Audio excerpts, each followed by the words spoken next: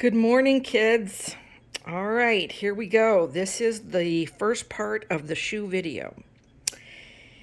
We will go from right to left with the fortification, and then my sewing basket, my little baby iron, my little ironing board mat, ruler, snips.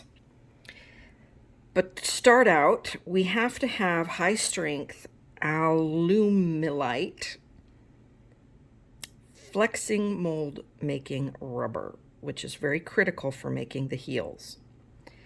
Then we have plaster cast. Then we have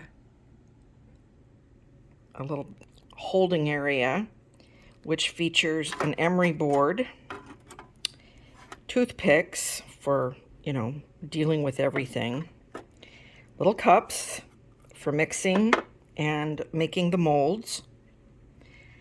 I have a little bit of water in a bottle. Then I have aluminum tape. This thing is what plumbers and electricians use for flashing. And this is very significant to making the shoes because when used properly and folded adequately, it goes into the shank between the soles and allows you to keep the form of your shoe and make it stay in place. Then I have my little envelope, which contains my patterns for shoes. And then I have a wonderful tool, which this is the Bauer rotary tool kit. And, a rotary tool is probably one of the most fun dang things on the face of the earth.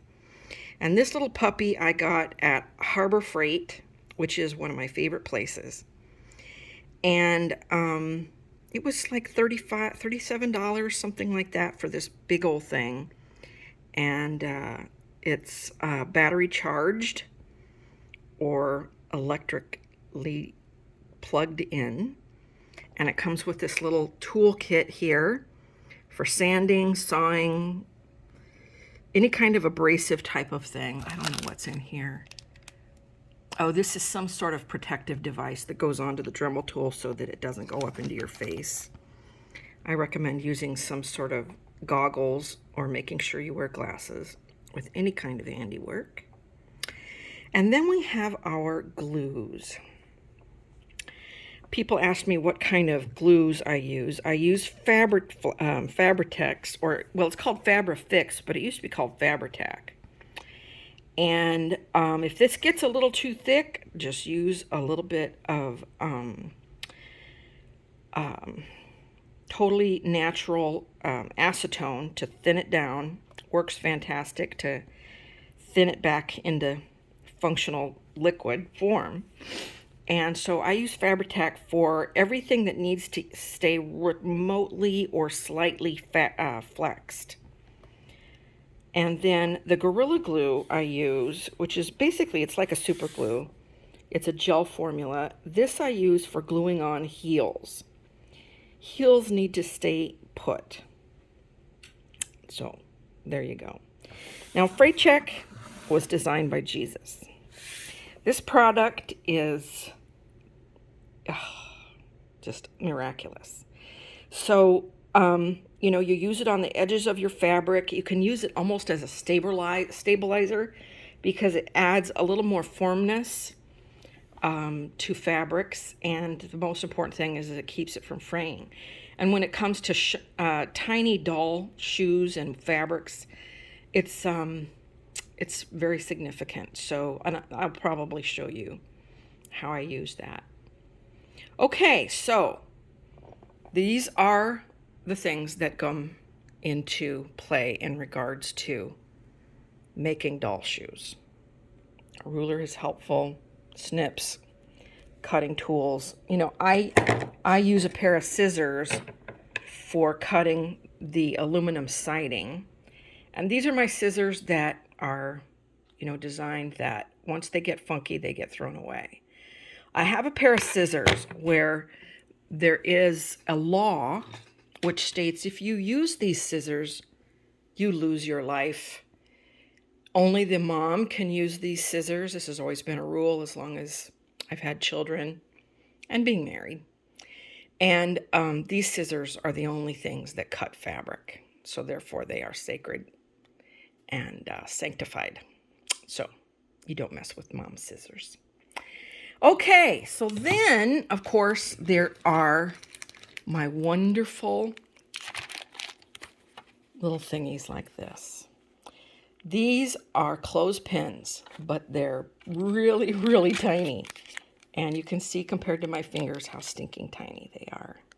These are extremely important.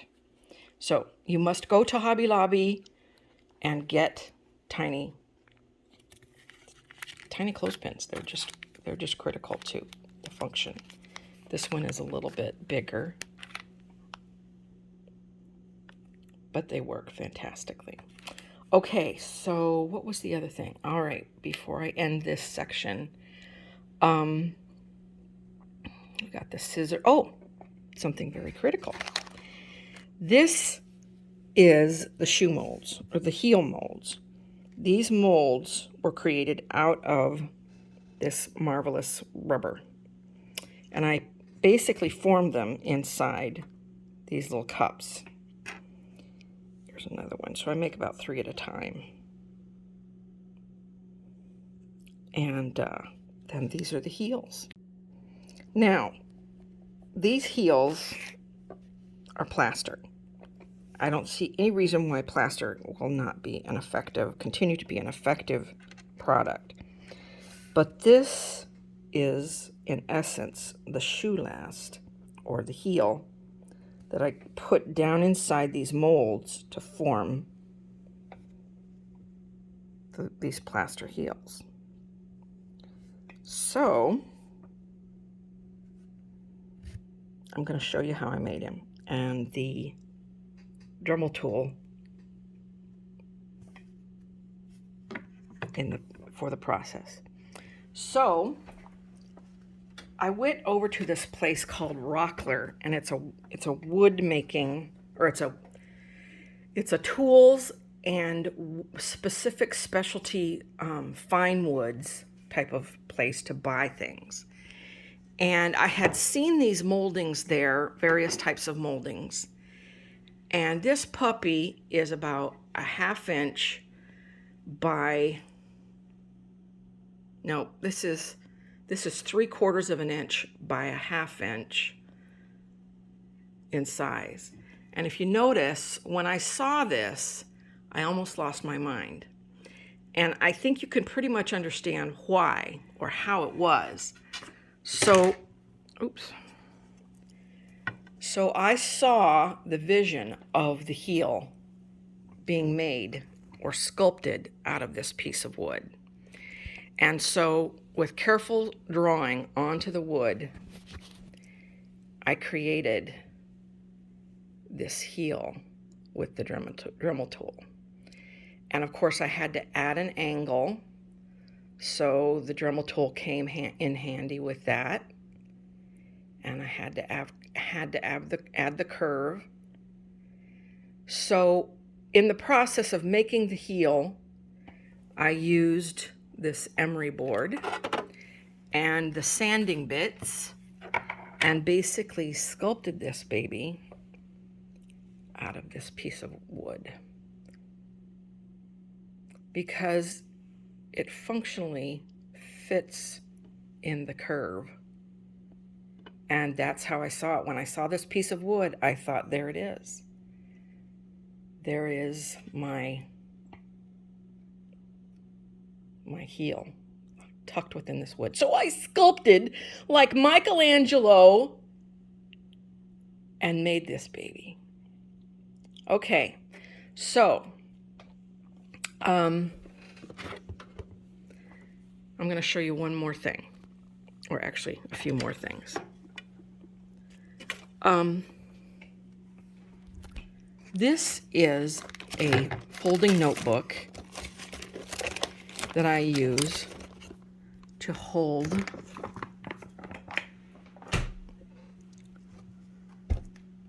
these pieces of vinyl that I get at Hobby Lobby that are fabric backed. And I have, here's a burgundy. I have a couple of blacks. I have a tan. I have a brown. I have cork. And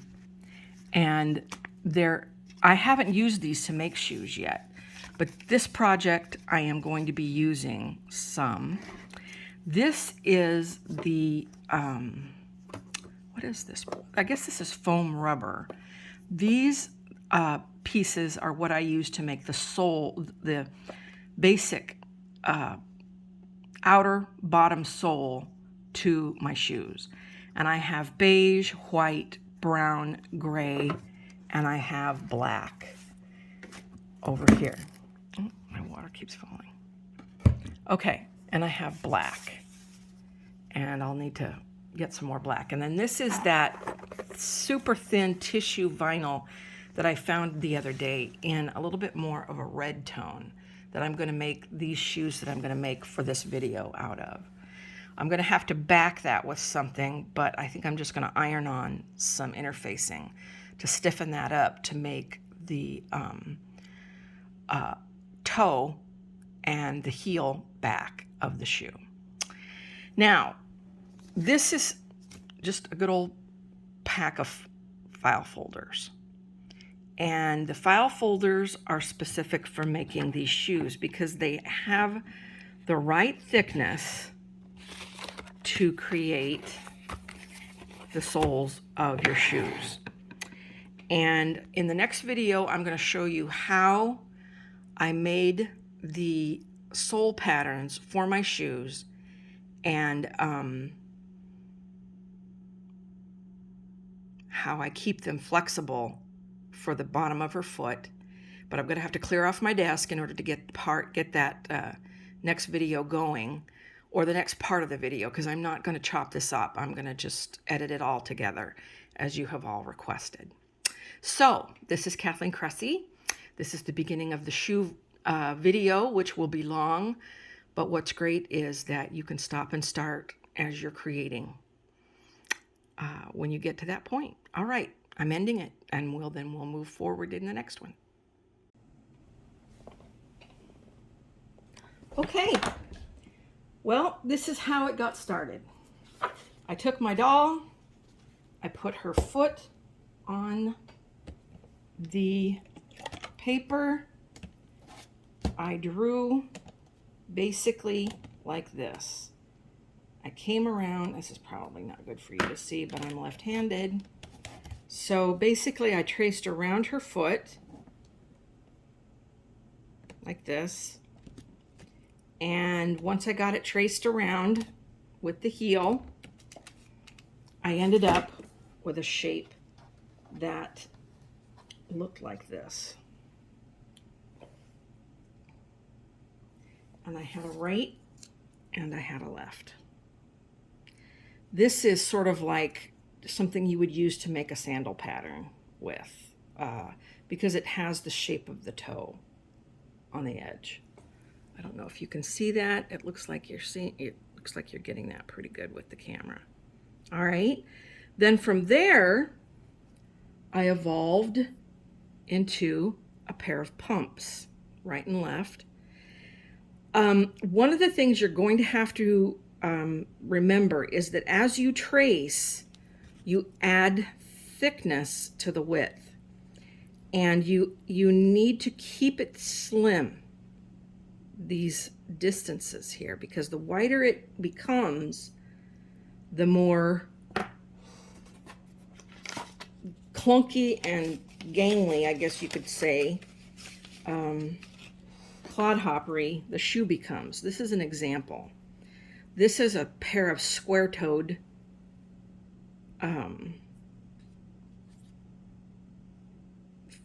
forms I did. These have not been trimmed down to the proper width that this has. This is still very, very wide, and as you can see, you're going to have to work through this and cut off extra. And this has taken me quite a long time to perfect, because there have been many pair of soles I've had to trash because it just created a crappy shoe with it being too wide. So you have to reduce the slimness of the sole. So these are my masters. I haven't trimmed those yet. I haven't made a pair of square-toed shoes. But these are a basic pump sole. These are my masters. As you can see, they're a little bit messy because I've got pencil all over them. Then I made a couple of stiletto forms. Thus the pointed toe. And those have been trimmed down for the width. And you notice the outer part of the shoe works with the outer part of the foot, inner part of the foot. And then back to my actual foot shape. Now, if you want to know exactly how long these are, I'm going to show you. This is the approximate real length of the foot, which it's just a skosh, well, it's right at 1 3/4 inches in length. So with her curved foot being what it is, unless you use a tape measure, which, of course you can because it's flexes, but it will come out to 1 3/4 inches. So you need to double check your measurements. Measure twice, cut once. All right, now let's move to some patterns I've created. The one thing that I have not mastered is an all-out pump. The things that I've posted on the sewing pages shows everything but a pump. I don't think I made any pumps yet. They're a pain in the ass to get perfect. And it's just something that I have yet to perfect because I'm a freak. So I have done ribbon shoes. I have done strapped shoes, wrapped. I created those French wedding shoes, those silver French wedding shoes. But let me tell you, they were somewhat booted looking because, again, a pump is a pain to create. And all those shoes that you see on Facet's website that you can buy that are like 13, 14, 15 bucks a pair. There are some shoes out there that are $25 and $35 a pair. That's what I will be charging for my shoes when I start selling them. Because they're work. As an interior designer, I charged anywhere from $150 down to $85 an hour for my time. But that's a whole different skill set. But when you think about what your time is worth as an artisan and creator, you seriously need to consider that the stuff you create is handmade. It is special. So if you're going to create couture work, you need to be charging for it. At this point, $25, $35 a pair of shoes is going to be because it matches an outfit, or they're, spectacular, singularly unique, beaded, whatever. But you're going to have to charge more because there's just too much time involved in making shoes. So when you consider creating an outfit for sale for a collector of Tonner dolls, and of course Tonner dolls have gone up because Tyler Wentworth and her models and some of the other 16-inch bodies, and now there's the new RTB body, the Grace. That's a whole different body, and I don't know exactly how much larger the feet, but I know the thighs and legs are different. The bust and chest are different to some extent on this RTB body. But anyways, you are going to be having to do specific sizology for everything that you create, but depending on the doll.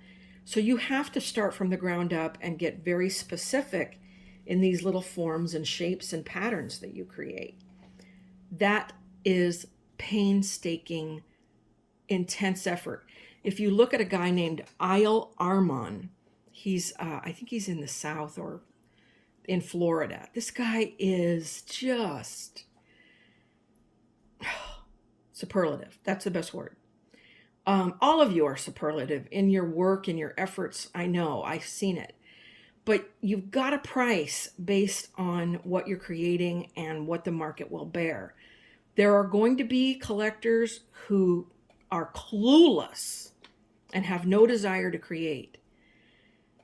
You're going to have to charge more. They're going to pay more, and it's going to be worth it because everything you do is handmade, hand-stitched, machine-stitched, fussed through, tweaked, and everything, whether it's lined or not.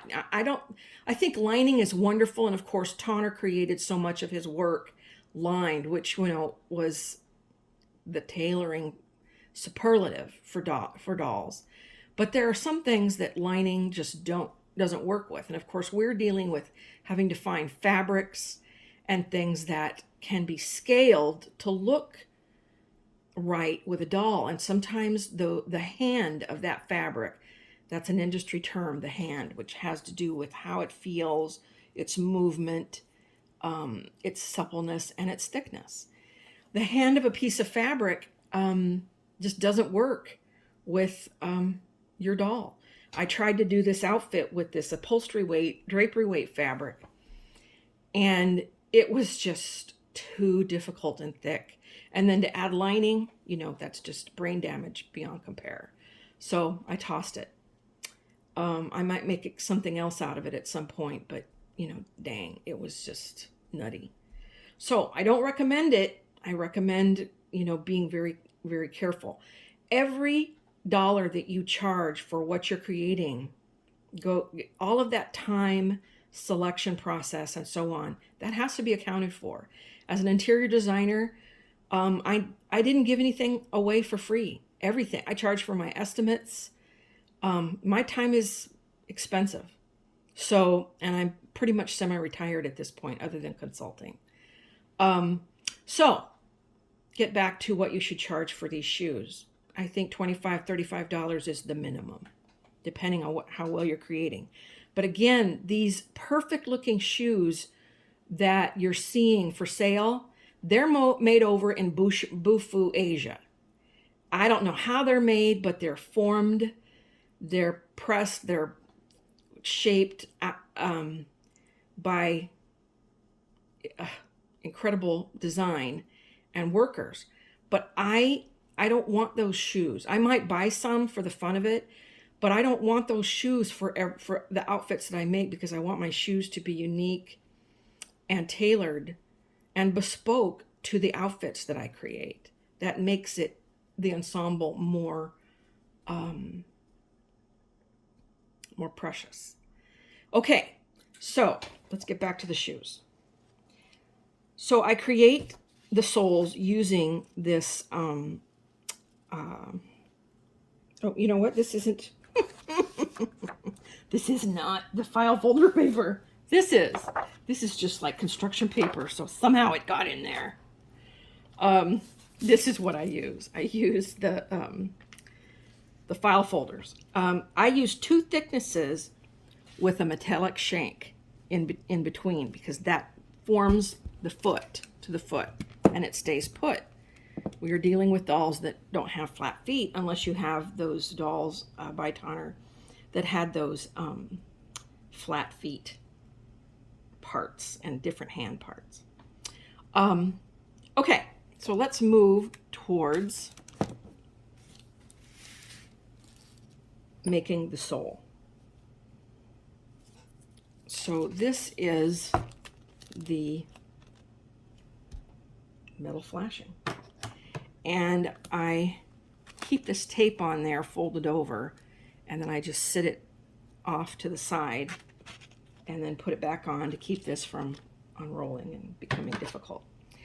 So I take, oh, let's measure it so I can be specific for you.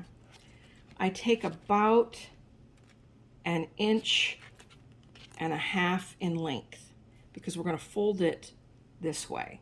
We're going to fold it crosswise versus lengthwise.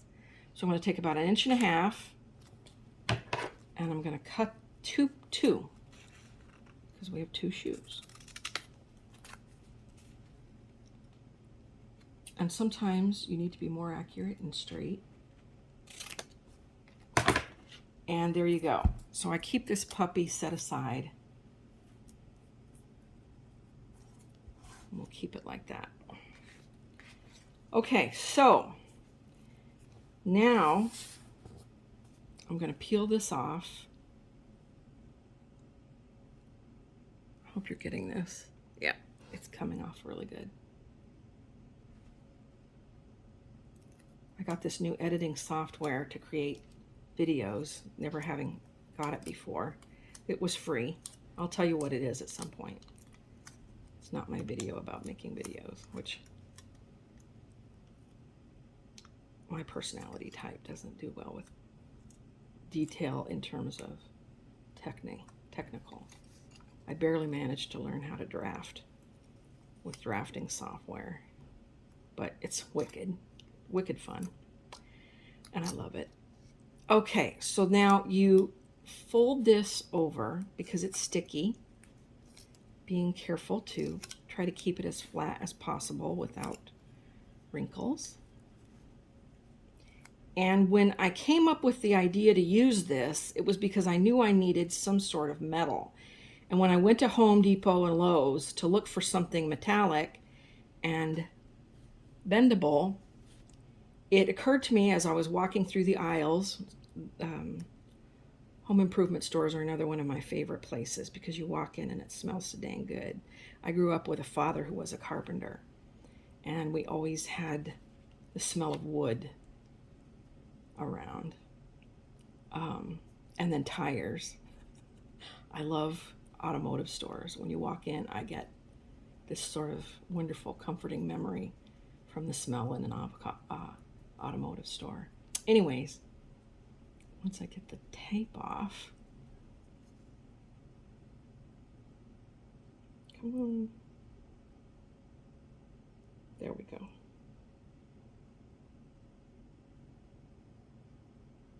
Oh, come on. Well, I'm not going to edit this. This is that part that you don't edit because you have to help people understand that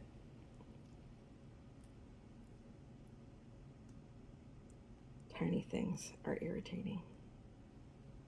There we go. All right. So I'll give this just a touch of a crease. It helps to have some nails. I used to have long nails that were chemically added, but that ruins your nail beds. I used to bite my nails when I was a kid, but I eventually grew out of it. I think maturity does that to you. It's not very nice. It's not very pretty. It's not very feminine. And for all of my intensity, I still appreciate my femininity. All right, so here this is going a little catterwampus, but that's the beauty of having scissors and taking it with your pumps. And obviously this is going to be a little too long, so I need just enough at the heel, but I've got too much over the toe, so guess what? There we go. Let's see if they match now. Nope, I gotta trim the other one too, but just a skosh. Okay.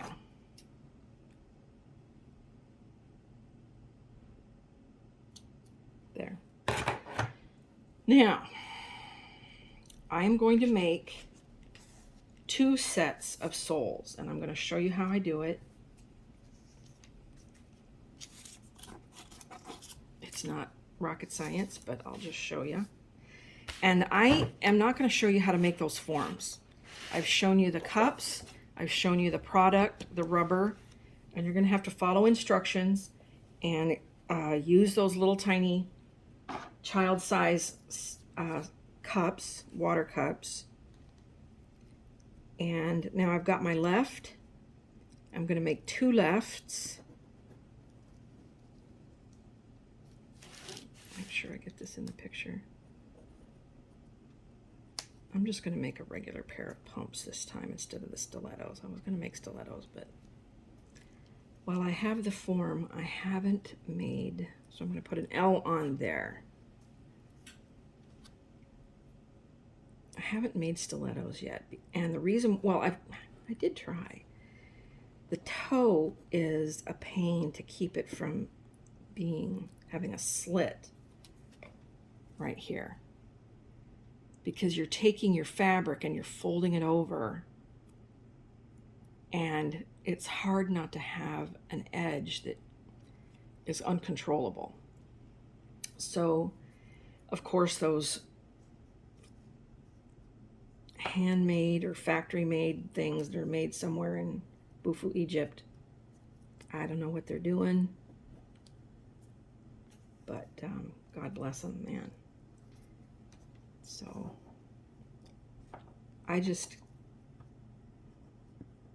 like the idea of making my own shoes to match this last outfit, which was the burgundy print, paisley sort of looking print.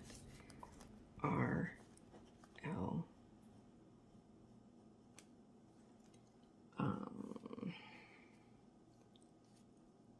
And then when I found this thin vinyl that was a little bit more of a intense red, it goes much better with that print. So we're going to use that red with that print I have. Okay.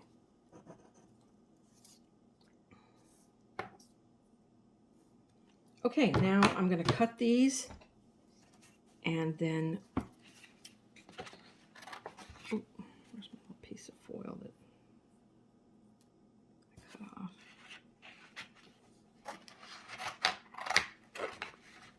I may choose to edit this out, but at least, you know, I'm going to take off my glasses. I don't wear bifocals.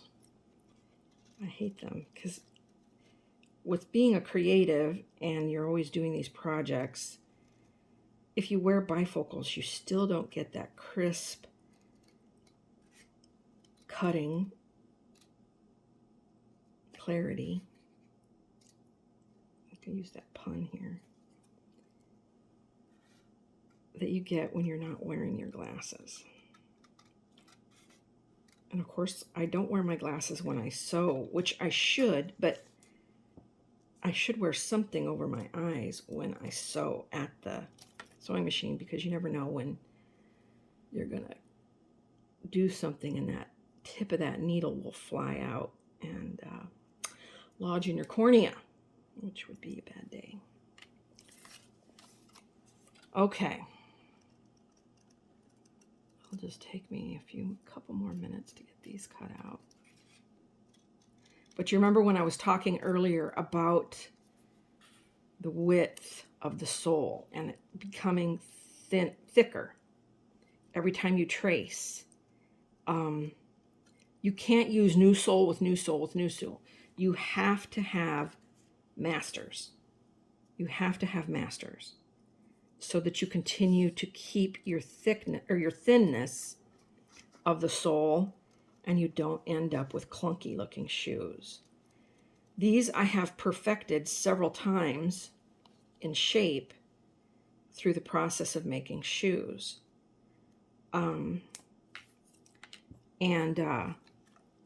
So there's been work put into this. There's been lots of thought and discipline in terms of not giving up and walking away and saying I'm not doing shoes anymore. And I know you know what I'm talking about, because they say life is hard and then you die. Well, it's true. But being creative is a spiritual journey, and a spiritual journey is an aspect of faith, hope, and putting up with the 2,000 times you try, and then eventually you create electricity.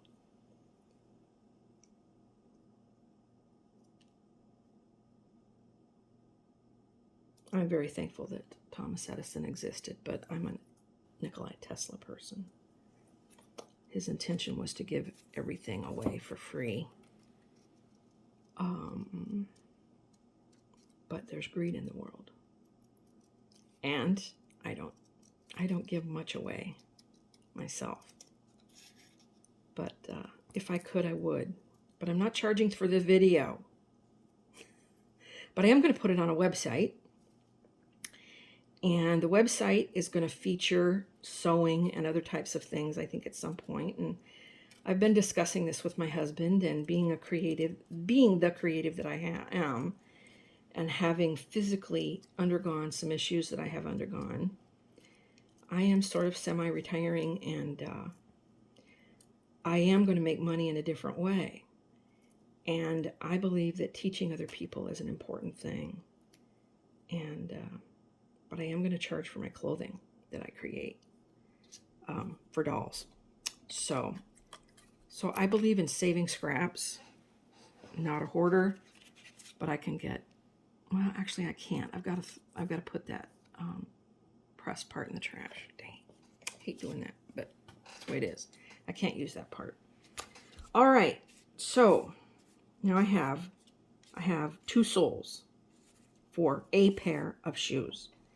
Right goes on top of right, left goes on top of left, and in between is sandwiched this metal shank. I guess it's a shank. I may be wrong in my usage, so you'll have to forgive me if I'm not using the appropriate term. I think I need to trim this down just a skosh.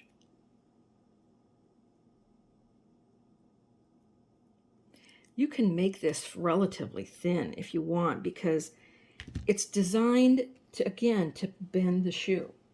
All right, so now I'm going to show you what Fabri-Tac does and my Happy Clothes pens. And then I'm going to pause the video, and we're going to wait for this to solidify. And so what I'm going to do is I'm going to take one of the lefts and put it over like this. And because I want an L on the bottom, which means my other L is going to disappear. But as long as I have an L on the bottom, that's what's important.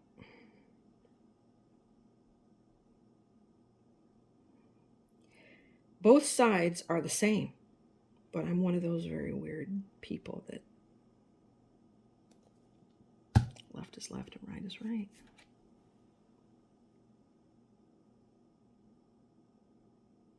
Okay, so I've glued that on there. And now I'm going to take my glue.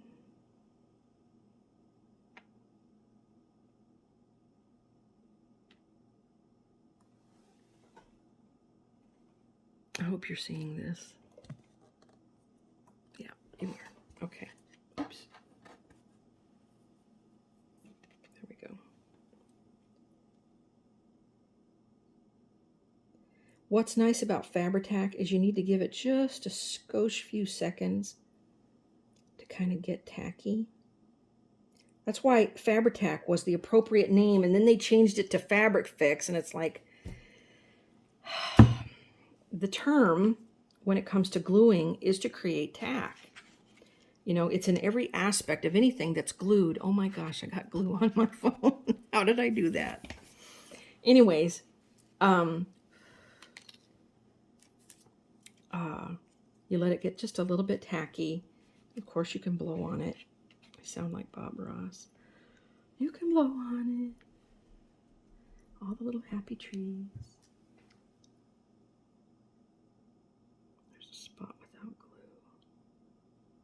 think it's important that you get enough glue on things.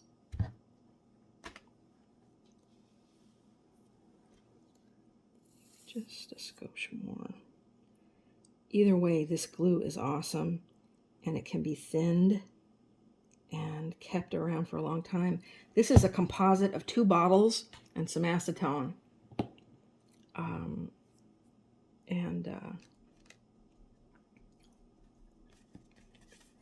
When you're in true craft mode for an extended period of time, this stuff goes by. This goes away fast. All right, so now we get these together.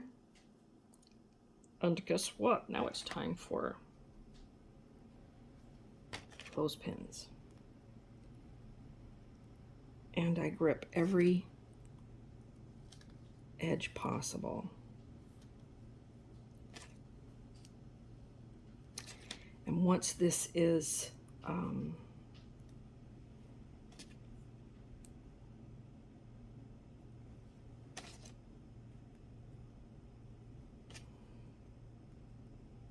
all tightened up, and we have the other one done. And of course you're going to have squeege, but that's just the way it is. Then you have to kind of pop over. I'll just wipe this off a little bit. Ta-da! Now this is why we need toothpicks. These are wonderful. So you take some toothpick and you just get that off as much as possible. I got those at H-E-B here in Texas, in Frisco. I like H-E-B. Oh, see, now it's really squeeging out. So now what happens is sometimes you do glue your clothespins together, and on occasion you have to toss them out, but they are not expensive. I still have the pack I first bought, obviously. All right, so I'm going to go ahead and I'm going to just put this on there if it squeeges, and it does. It can be, once it gets really hard or firm,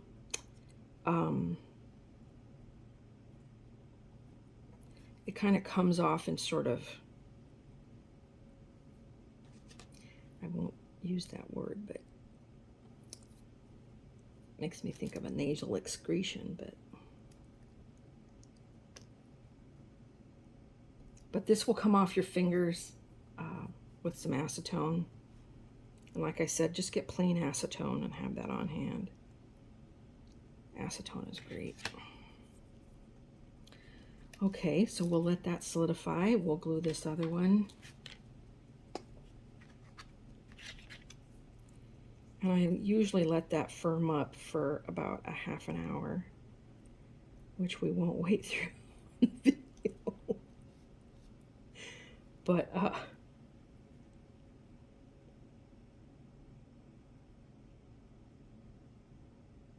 that's why I bought editing software. All right, so now we'll take my little metal shank here. Gosh, I hope I'm using an appropriate term. You know, I use the word thinger, thingy. My family teases me to death because I create this effective thing to, this effective word, thinger, to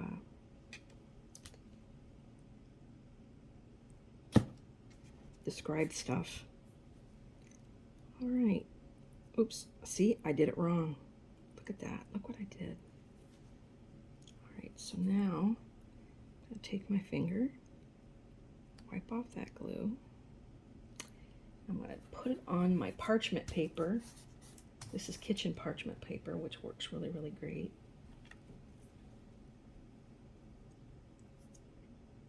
And I'm just going to go ahead and clip this because glue is glue and it's just going to do what it does. So it is important to line your sole together before you do your clothespins. Make sure that they're well placed. All right.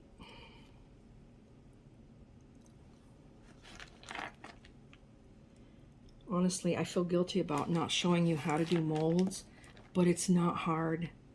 I mean, once you get a heel sculpted, if you can find a molding like this molding somewhere, it's work. You need to wear a mask because you're going to be creating a lot of dust. But you need to have sandpaper or emery boards or whatever to do some tiny work. But the most important thing with the heel is to get the slope of the heel, because it has to match the slope of the foot here. And then the other thing is, of course, creating your sole to fit the foot. You guys are smart. You're masterminds. You can do this. I'm not going to go through the whole process because I've already made my one shoe last. And I'm going to charge you money if I have to do that. I think you can figure it out. It was a pain. It was a creative, exhaustive pain to do it, but it was worth it. So I recommend going through the moida to get it done. My little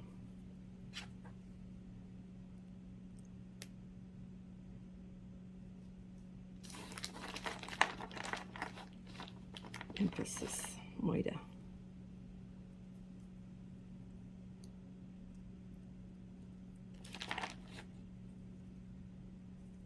Do you remember the Three Stooges? They talked like that. Moida. Okay, so 2 soles are now being created. 2 soles coming together. All right, I'm going to pause this and then I will go forward from there. One thing I wanted to reiterate was this piece of wood and how it's shaped and how I carved the wood, the heel out of the wood. And I drew on the wood like this and went around both sides.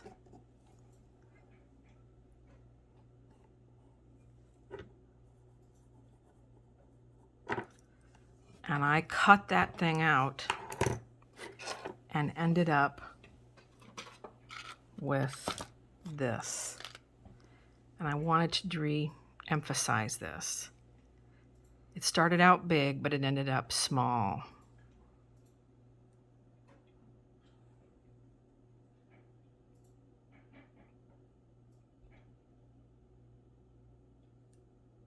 Angled.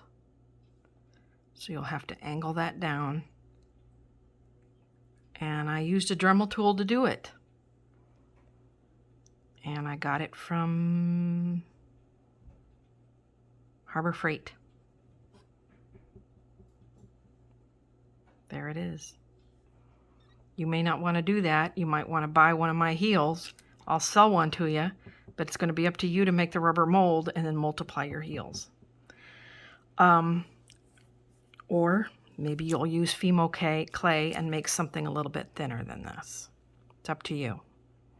This was a lot of hard work, and I had to wear a mask, and it was hot outside. So, but when you're determined, you're determined. I don't like working with Fimo clay, and this is pretty perfect in terms of its smoothness.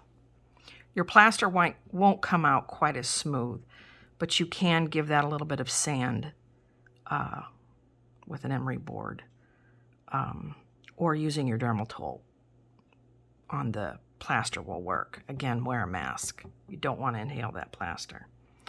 Okay, there we go. That's it.